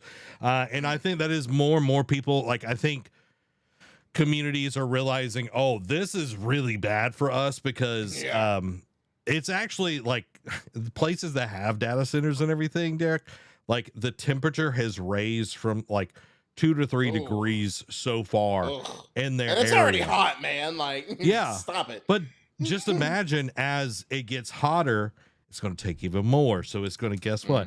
It's going to get hotter. But a lot of people are pushing back. Like where I live, like they've banned it outright. Like in the county that we lived in before, they've like put it where they're not going to have an even discussion on it in like 18 months. So it's like, okay, it's not even a discussion. And I think a lot of people are so knee jerk. It's like these county commissioners and everything are like money. And you know, let's be honest, guys. County commissioners are corrupt as the day is long in the summertime. 100%. They're padding somebody's pockets. So yeah, I hopefully will see less and less of that. And they're wanting to take advantage of smaller communities because they have the infrastructure, and who's footing the bill? The smaller communities. Everything's going to go up. But I digress. Derek Bain says, what? What? Let's talk about why Valve refuses to subsidize the Steam machine, and this by Wesley Yinpul at IGN. In a post on its website, it explained why, quote, "We think of Steam Machine as an extension of PC gaming, not as a console. The traditional console model is to sell hardware at a loss and make up the revenue with subscription services or by selling games that are locked into the hardware. We think this can make sense for a single business in the short term, but that open ecosystems are better for customers over the long term. PC gaming's history proves this. The openness of the PC gaming space has enabled it to be the primary driver of hardware and software innovation for decades. The strength of PC gaming is the ability to play the games you want on the hardware you want. Steam Machine is a, quote, solution to these problems, and we think it's a great one. But it's not the only option, and we don't want it to be." And I get it, because why cut your nose off to spite your face? Like, why would you in a room full of like 3 doors only lock 2 of them and give yourself one way out? Like, again, it's, especially in today's age, like, it's hard to like, again, with certain companies, it's hard to like, it's easy to make money the first time, but it's hard to keep making money, especially, and then keep that standard there, as we're seeing in a lot of these big corporations. So anywhere you can have access to some type of revenue, no matter what avenue you go down, do it. So again, it's easy to subsidize, and especially in today's climate, it is easy to subsidize. But I get what Valve is trying to do. Is it now? Is that going to be like? And they bring this up. They didn't name names, but it's like, can Sony do that? Can Microsoft do that? Can Nintendo do that? No. Like, did they try to? In like Microsoft more so than anybody else. Did Microsoft try to do some things like that? And are they still kind of planning that with Helix? Yes. Will it work? Some of their ideas did not. Helix remains to be seen. But again, Helix will cost you an arm and a leg. So, and again, like they say, they sell consoles at a loss and make it up in other ways with games and whatnot. So Valve is trying to go about this the smart way, and I'm not saying that it's the right way, but it's at least it's the right way for them to do it. Well, it's the right way for, like, when you think about business, I wouldn't sell something at a loss. You know, like that's just silly. Especially in the climate that we're in. It's like, like it's when you really think about this. Go ahead, Derek.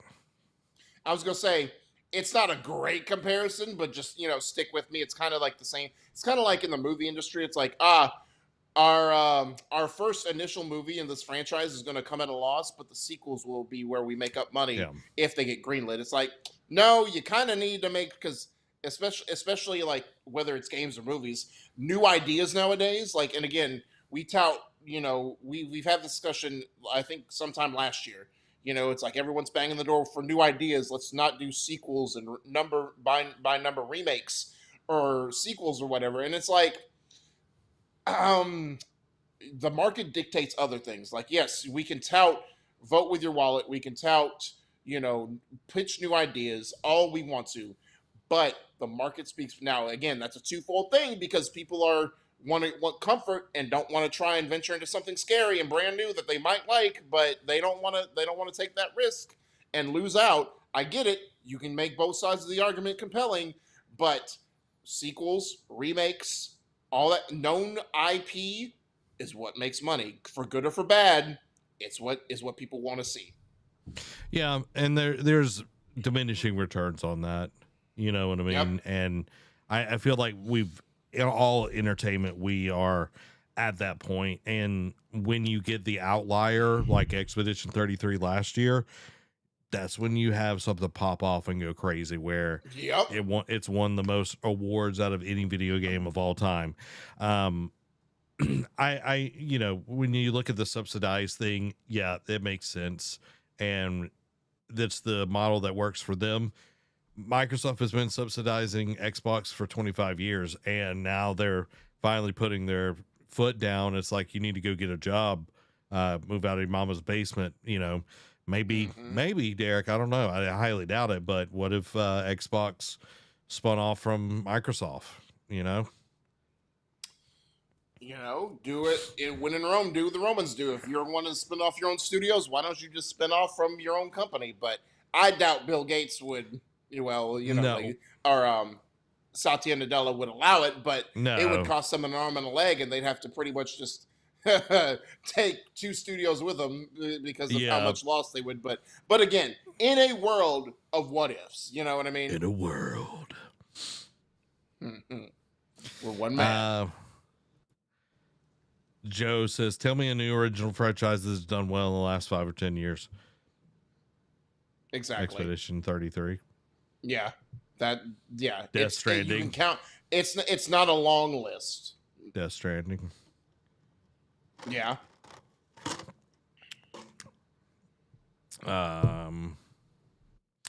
Stardew Valley. Yeah. That's just at the 10-year mark, so. Yeah, exactly. Just at the 10-year mark. Just makes the cut.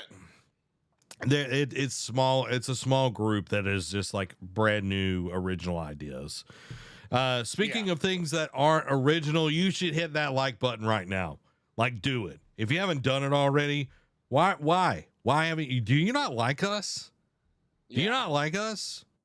I mean, I can understand you not liking me, but come on, man. You got to at least like one of us. You gotta hit that like button right now. Okay, go hit the button right now. Guys, we weren't planning to make this episode that long, but we love talking about video games. We got some GTA news, okay? GTA 6 price finally has been confirmed in this by Wesley Ginpool over at IGN. Rockstar said GTA 6 will cost $80 across PlayStation 5 and Series X and S, confirming a $10 jump from the standard $70 we've seen this generation. The Ultimate Edition, meanwhile, is $20 more, priced at $100. Notably, a GTA 6 Ultimate Edition will include exclusive vehicles, weapons, and outfits, as well as additional locations and activities that it appears will be absent from the base version of the game. So, Zach, we knew this was coming. We had speculated they did do $100. They did do $100, but it was for the Ultimate Edition. $80 in the grand scheme of things is still kind of a win because of what people were speculating it could be. $100 starting price at $100, $150, what have you. Again, people were naming pretty much The Price is Right. Is it The Price is Right, the game show where you guessed what the object was or whatever? Okay, thank you. But yeah, you were just throwing a price out there, and you could justify it because it's Rockstar, it's Grand Theft Auto. Like you right or for wrong, you could name a price, and it would be justified. I still think $80. We are still kind of winning in that aspect because it's only a $10 price increase. Kind of, it still hurts. Like I said, like with the Steam machine, we knew it, we expected it. It still hurts. But again, I still think it's not as bad as it could have been. Yes. Well, and to Joe's point, this is probably going to be the next gen gaming price. Oh, 1,000%. GTA is only doing what Nintendo did with Mario Kart World. So, it is there. And we called it too. Like, we called Mario Kart World would open the door. They opened the floodgates for people like a GTA that's like, we are bigger than Mario. Like, Mario's a long tenure, but we make money two hands over fist when we drop a Grand Theft Auto game. Who are you? Who are we not to take that and run with it? Well, and like you look at it with Xbox, they tried to go up to 80, then back down. But over in Europe, dude, their games, Xbox games, like on Steam and everything, they're more than $80 USD. Wow. Over there. Yeah. So it's like... It could be worse. It's one of those things that could always be worse. It could be worse. The thing that I don't want to negate or gloss over, Derek, is that the Ultimate Edition, it's not just a few outfits. It's not just a car or whatever, but they're actually locking locations and activities behind the Ultimate Edition. That is very scummy. It is circa like what game? There was a game that did that back in like the PS4, Xbox One era, and I can't remember what it is. But there was maybe it wasn't the same. There was that, but it was also like Deus Ex Mankind Divided was like augment your pre-order where you get different things depending on how many people pre-ordered the game. And at the time it's like, it was sort of like a crowdfunding before crowdfunding was a big thing. It's like, if enough people pre-order it, you get this pre-order. But there was another game that had pre-order bonuses that locked stuff behind that. And I can't remember what it was for the life of me. Anyway, that's beside the point. Yeah, that is very, very scummy. But again, and I'm not trying to justify it, not trying to be a corporate apologist. It's Rockstar. It's GTA. If anyone's going to do it, they will do it. And it's only to get more money in their pockets because they know people will do it. They know people will eat it up. They will drop that money. Yeah, and it's like, it's $20 more. And I get, like, there's a lot of stuff in it, Derek. There's a lot of stuff in it. But it's like, you won't be able to get this in PC, and you won't be able to get these upgrades to your vehicle. You won't be able to, there's a whole, classic car collection that's locked behind that. That's also missions and activities and all of these that are being put behind that. like this is essentially saying, all right, for the poors, y'all can get it for $80. But the hardcore fans, we see you out there, y'all pay $100 and y'all get the full game. Yeah. You know, that's what it's telling me here. And the way they've done this, you know, like a lot of games where it's like, okay, you buy the Ultimate Edition or whatever, the bronze, whatever. And when you load up the game, it's like, oh, you've unlocked the Golden Age Batman suit or whatever from the get-go. The way they've done this is what I think is interesting. Okay, I will give them props to this. They've weaved in all of this Ultimate Edition content within the game so it makes sense to the story. So you're actually missing out of story content if you don't get the Ultimate Edition. Ugh. Woof. That I didn't even think about it that way. My God. Okay. Yep. I feel like I need to take a shower. Yeah. So I feel dirty. Yeah, it is dirty because it is essentially, it's like, okay, you can get most of the game for $80. What's $20? That $20 going to cost you though. what's $20 more?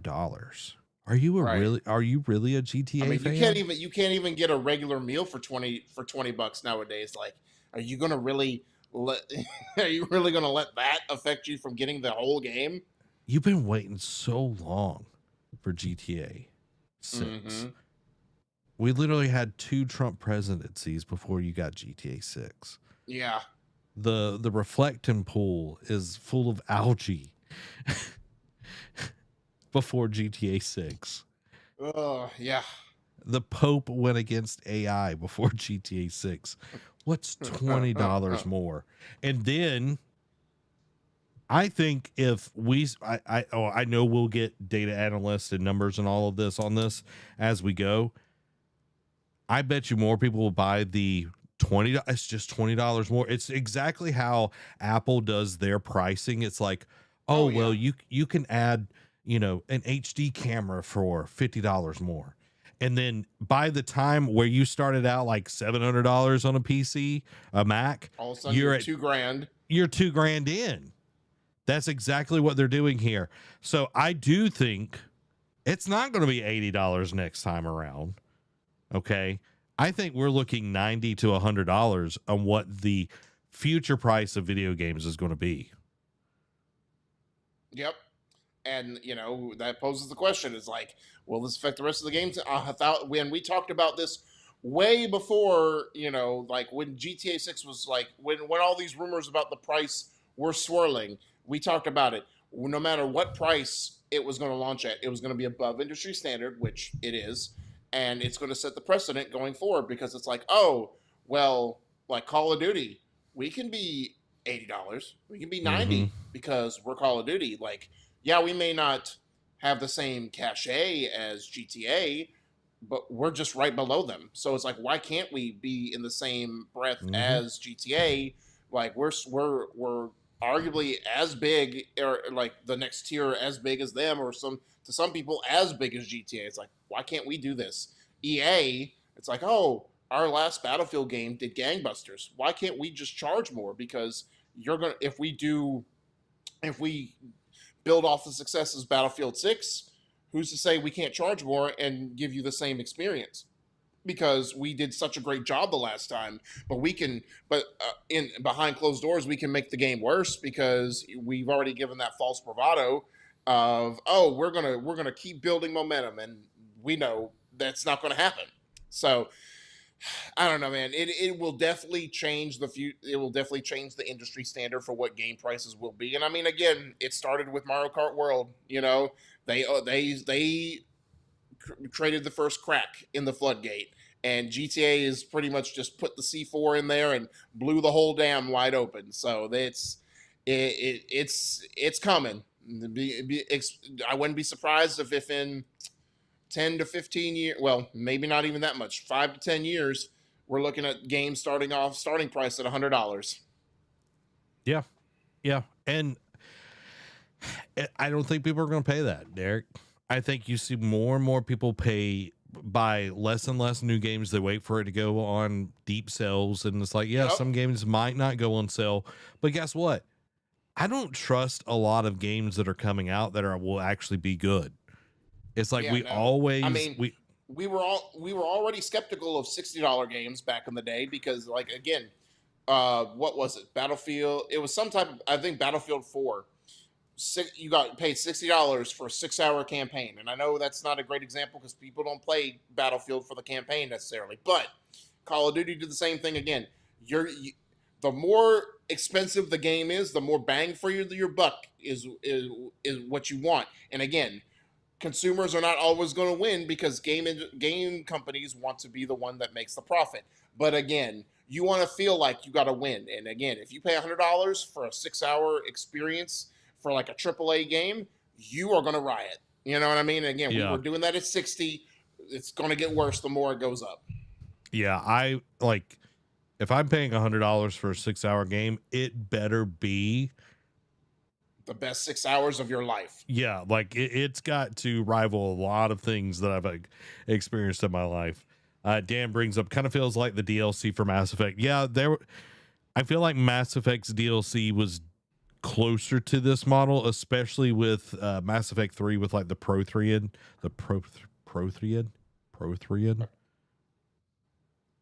You know what I'm talking about. Yeah. Like that one, like it definitely does feel a little bit closer to it. And yeah, it is a marketing tactic. It's the same thing. Why, like Apple, like with McDonald's, how the medium is closer to the large than it is the small. So what do? Yep. I might as well get a large. It's only like 10 cents more, you know, right? 10, 20 cents more. Bane says, I played GTA Online since it came out, stopped about a year ago. I saw this coming from shark cards to DLCs. Everything is monetized. Yep. Did you like that? Nickel and dime you every chance they get. My theater. Joe says, I'll have to buy my consoles and games with half cash, half stock. Thank you. Prothean. Yeah, there you go. It's just hard to say. Say it, Derek. Prothean. There you go. When you were like struggling to pronounce those names, I was like, yeah. Yeah. But I don't. Well, never mind. Make fun of me, Derek. Yeah. Make fun of me. My 1 to your 20. Don't even. That's all right. That's all right. I take my wins where I can, Derek. Take my wins where I can. I know. Speaking of GTA, we got a few more stories here before we hit the Patreon quick hits. GTA 6 physical copies won't include a disc, will be just a code in the box, by Tom Phillips over at IGN. Rockstar will sell physical copies of GTA 6, though you'll only get a box containing a digital code, download code. On the upside, physical copies will be available from November 12th in advance of the game's actual launch on the November 19th. This earlier date is also when GTA 6 preloading will become available, allowing anyone with a physical copy or digital pre-order to get the game downloading. And I figured, you know, once I saw that, I'm like, okay, this is definitely, they'll allow you to preload it like some other games did. Like when you got the Ultimate Edition or whatever that came with a download code, you could get it several days to a week early or whenever it allowed for preloading.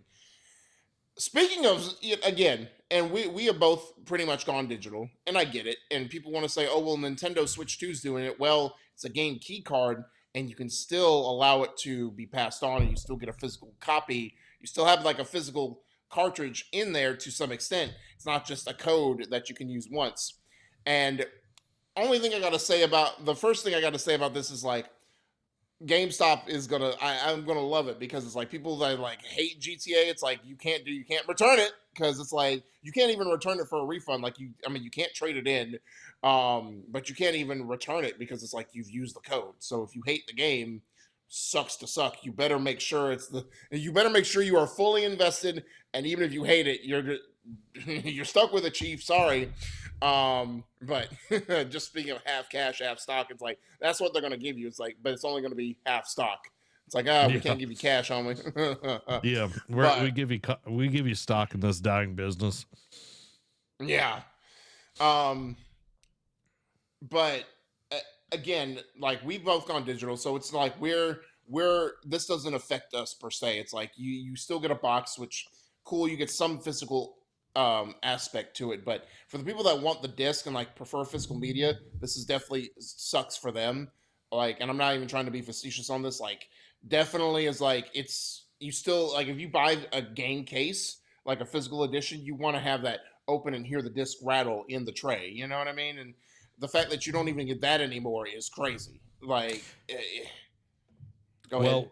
Well, there is another an update to this that I just found as I was scrolling through VGC. GTA 6 disc version will reportedly be coming in December, insider claims. Ooh, okay. Physical copies of Grand Theft Auto 6, which include a disc, are set to come in December, it's claimed. And y'all can read the rest of this. But yeah, one thing that I heard about GTA, the reason why they're not doing like early access or the physical version is because they didn't want the game leaking before. They wanted everybody to experience GTA 6 at the same exact time. So that's why they're not doing any physical versions or like early access timelines or anything like that. And I guess I get that. Like, and I wonder if that'll set a precedent for other companies to do that, but I get it, but also that's just a weird thing. Like I'm going to say I get it. It's just a weird thing to do. Like that's a weird justification for it. Hey, I'm not the one that makes the decisions over there. Last story from GTA tonight. GTA 6 being a single player experience means what for GTA Online? So GTA 6 is a single player experience, Rockstar has confirmed in a note sent to IGN, as well as on storefronts where you can now pre-order the game. Rockstar's announcements today have made it clear that the existing GTA Online is the focus for now. A digital pre-order gets you a free month of GTA Plus, with Rockstar referencing GTA Online in its press release. Quote, experience a dynamic blockbuster GTA Online now with the best way to get the most out of its ever-evolving world. Pre-order any edition of GTA 6 on the PlayStation Store or Microsoft Store and get one free month of GTA Plus, featuring a recurring monthly GTA $500,000 deposit into your GTA Online character's bank account.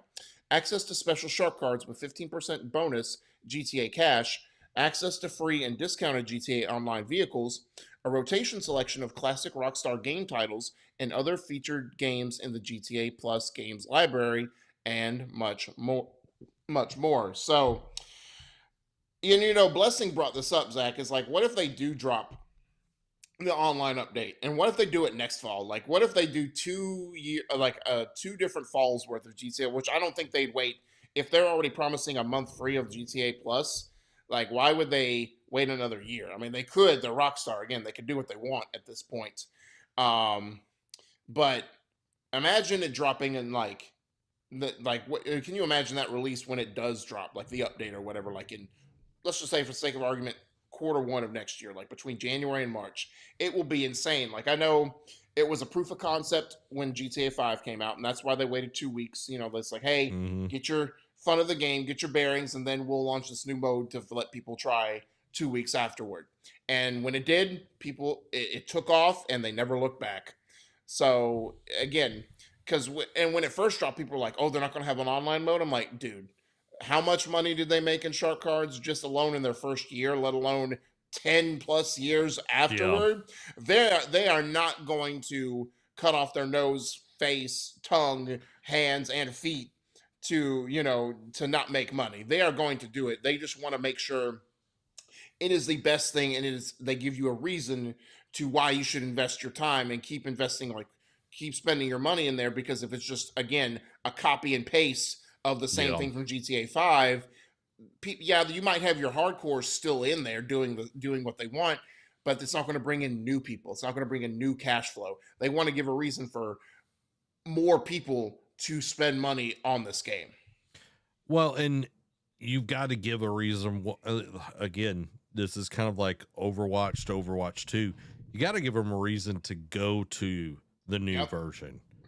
And if it's a worse version of the original, people are going to hate it. They're going to crap on it, and you're not going to have people buy into what GTA Online is going to morph into.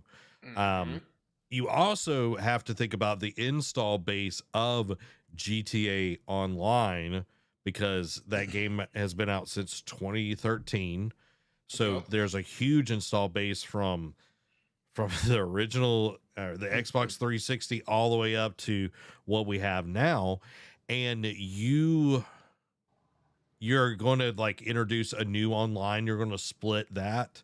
And it's like, you have to have a really good roadmap. And I think waiting to see how many units sell of 6 is going to be like, okay, we can shift things. We can have an event. We can have all of this that's going to push everybody over there. Or do we have GTA Online Classic and then we have GTA Online? You know what I mean? Like doing like how WoW does things. It's a very intricate way of doing a beta, essentially. You know what I mean? Yeah. So I think, when you really look at this, we talked about it at the beginning of the show. This is telling me that GTA 6 has been made. What we're getting in November has been made to be a single player game, that we're not, other than the Ultimate Edition thing that I talked about earlier, we're getting a full blown game that is going to be from soup to nuts. It's going to be a single player game. And then the multiplayer stuff is going to be separate. So they're not doing what we've seen everybody else do in the last 10 years. So in a way, that makes me confident, makes me excited about GTA 6. I don't like the whole Ultimate Edition thing, the way they're putting things behind that. So I see Bane freaking out. You were supposed to destroy the Sith, not join them. They're gonna make their money, dude. Like they're gonna get you on the Ultimate Edition, and they're going to get you on GTA Online. You talking about their player base, since has been there since 2013. Just how my brain works is like, maybe do another wrestling callback to when The Rock would do his shtick about in front of the millions and millions of GTA Online players, Yeah, like you think about it, it's like, okay, PS4, not even including like the generation. Yeah, not even. Yeah, I don't even know if they are playing with each other. I have no idea about that. But then I'm saying PC. Like from the start. Yeah, it's like you've got PC as well, which they've got to keep catering to PC until they put out the PC port, because that's where all the RP servers and all of those people are, and they're really into that stuff. So it's like you can't rob Peter to pay Paul here. You've got to have a great rollout on this, and you got to have the numbers, and you got to get the PC port out as well. But they're going to focus on getting as many people into that single player as they possibly can. And guess what? It's going to sell like crazy. And you want to make a Chick-fil-A bet, Derek?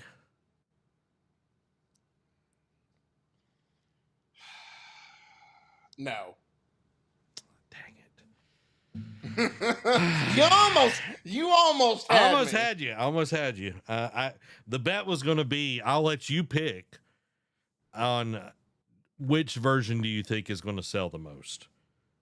Oh, dude, that's not even a bet. It's going to be the Ultimate Edition. Yeah. So I was going to let you pick. You could have got a free Chick-fil-A sandwich, Derek.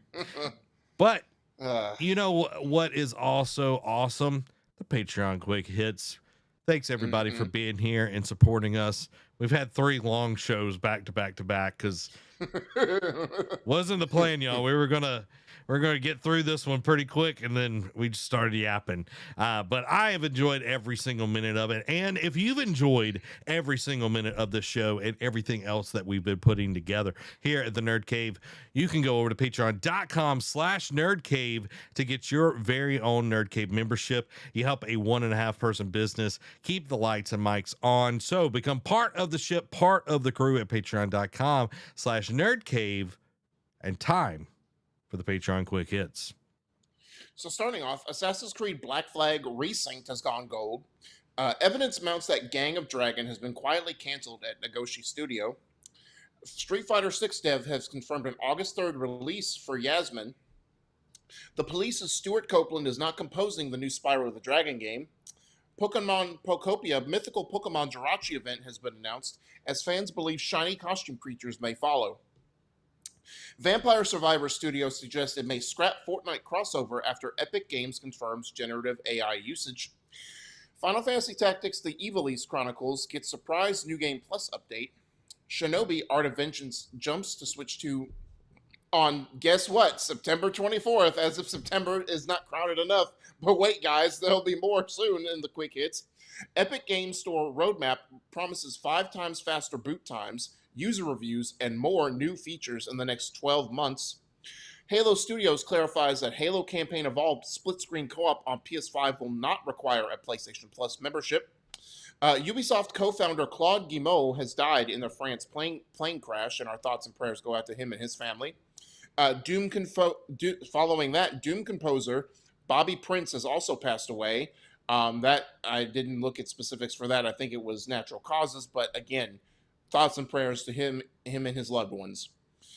CD Projekt Red co-CEO hopes Witcher 4 wins back players after heartbreaking Cyberpunk 2077 launch. Xbox's confusing exclusivity criteria now aided by a big exclusive label on console dashboard. Fallout Season 3 adds Manny Jacinto, Thomasine McKenzie, and Emily Mortimer. The Last of Us multiplayer mod is targeting a, quote, you guessed it, September release. And that's just a mod, though. Not an official multiplayer mode, but a mod. Marvel's Wolverine's Sabretooth actor has confirmed he also has a role in GTA 6. Nicolas Cage is a playable character in Call of Duty. Netflix's Gears of War movie is an origin story for Delta Squad. Valve says Steam Deck 2 is getting closer, but still not ready yet. Hideo Kojima says upcoming Xbox horror game OD has a special system for people who are too scared to keep playing. Microsoft confirms Sea of Thieves live-action movie is in development and will be directed by Shang-Chi and Spider-Man director Destin Daniel Cretton. And all I gotta say is cool. I get, like, Sea of Thieves is doing this thing, but who asked for this? Just saying. Laufey actress Deborah Ann Wall says that God of War Laufey has been planned since 2018, and I can believe that. Halo Campaign Evolved main menu video sparks fan debate saying the ring is too detailed. That in a world of anything you could stand on, the Halo ring being too detailed is an argument you want to have. Anyway, I digress. Dragon Ball Xenoverse 3 confirms spiky hair and multiple races are going to be returning for the game. Rumor, Devil May Cry Remake is an active development. Sonic Frontiers Definitive Edition is now out on Switch 2. Activist investor says Katakawa should be making more money from Elden Ring as its CEO survives a shareholder vote. Marathon confirms new PvE mode release date for July 21st, and Season 3 begins in, guess what, September. Bungie devs reportedly pitched a Destiny dating sim, but leadership rejected it. It's kind of giving when Bluepoint was scrambling to give ideas to before they got shut down, and none of them worked. Lords of the Fallen 2 has been delayed to 2027. Netflix horror game starring Sadie Sink, Zoe Kravitz, and Troy Baker from the Oxenfree developer Night School Studio has been announced. Arnold Schwarzenegger AI game is an Amazon Luna exclusive. All I gotta say is they can have it. Amid concern over Xbox Studio Bloodbath, new report says devs are being punished today for following orders. GTA 6 pre-orders offer 1 month subscription of GTA Plus for free. GTA 6 may abandon the franchise's unrealistic weapon inventory. Some retailers are refusing to sell GTA 6 due to a lack of a disc. Some fear GTA 6 physical version marks the end of the video game disc as we know it. New DLC character coming to BlazBlue Central Fiction a decade after it was released. Micron CEO expects RAM shortage to last through 2027 and start to ease in 2028. Bungie communications manager says Destiny 2 fans shouldn't blame themselves for the game coming to an end. And lastly, Fortnite begins reselling old Battle Pass skins in next update. Let's recycle that content. Right. Destiny dating sim? What the crap? Yeah, I know. I'm like, out of all things, like again, like I said, it kind of reminds me of when Blue Point, like when their God of War live service game got canceled, and they were like, all right, they're like, hey, what you got? Because we may have to shut you down. It's like, all right, what about this, that, and the other? And it's like, nope. So it feels like, oh, we want to keep Destiny 2 alive, and we want to keep the Destiny IP alive and well. Let's do a dating sim. Why? Why? Is this the one you want to hang your hat on?